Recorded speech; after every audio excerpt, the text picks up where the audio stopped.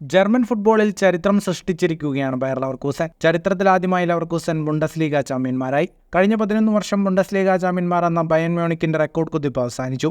1993 ശേഷം ആദ്യമായാണ് ലെവർകൂസൻ ഒരു കിരീടം സ്വന്തമാക്കുന്നത്. പിന്നാലെ ഞങ്ങളുടെ വിജയങ്ങൾ തുടങ്ങിയിട്ടേയുള്ളൂ എന്നാണ് ലെവർകൂസൻ പരിശീലകൻ സാബി അലോൺസോയുടെ നിലപാട്. കഴിയാവുന്നത്ര ദൂരം ഇനിയും പോകണം. ഈ വിജയം സന്തോഷം നൽകുന്നു.